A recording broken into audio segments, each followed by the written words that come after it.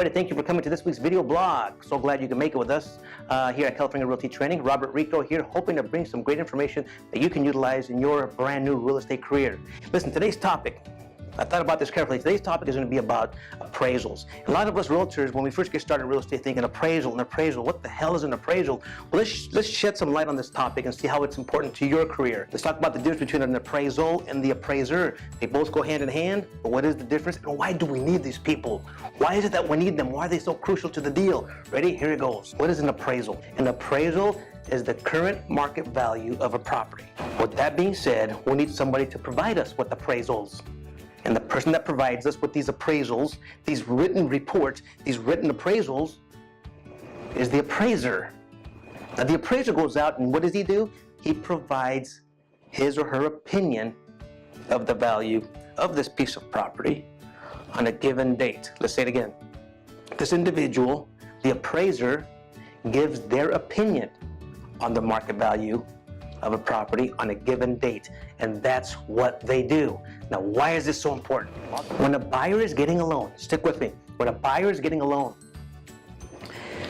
their lender, the bank, is going to hand them over the money to buy this house. Let's assume it's $1 million. And the bank says, okay, Mr. Buyer, you want us to give you $1 million? Well, before we give you that $1 million, we want to know what kind of house you're buying, and we want to make sure that this house or this property has value of what?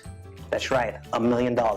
If we're going to give you $1 million, we want to make sure the property you are buying is worth $1 million. Now, why would that matter, you ask? Why would that matter to the bank? Well, I'll tell you why it matters to the bank.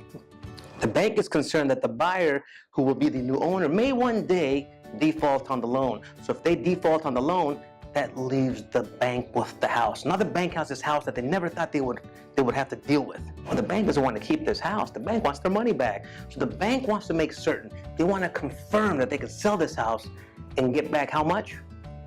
That's right, that $1 million they gave over the first time around. So this is why it's important to the bank to make certain, before they give over the $1 million, to confirm that the money they're giving is purchasing a property that's worth at least $1 million. Now, how did they do that? You guessed it. They hire an appraiser.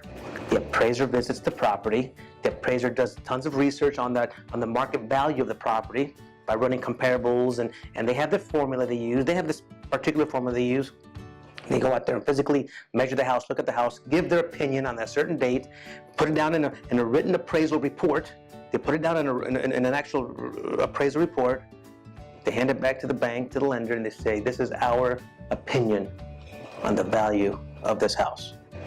Hoping it is the amount that the bank is going to be lending out to the buyer to purchase this property. Hope that makes sense to you. It really should. Let's go through it one more time. Ready? Here we go. What is an appraisal? An appraisal is an estimate of the market value of a property. An estimate of the market value of the property. Who does these appraisals? That's right, the appraiser. Who does the appraiser do these appraisals for? That's right, the lender. Now, why does the lender want these appraisals done? To protect their interest in these properties, just in case these properties are returned to them via default. And this is why appraisals are needed. Now, sometimes there's issues with appraisals. The appraisal is a lot less than what we want it to be. We want it to be worth $1 million, and it's only worth $900,000. Sometimes these kind of things happen, but we'll discuss that some other time. Hope this helps you out understanding the appraisal and the appraiser terms. Thanks for coming to this week's video blog. We hope you learned something. Can't wait to see you next week. If you have any questions or concerns, do us a favor, leave a comment down below. And don't forget, subscribe to our channel. Have a great day and see you next week.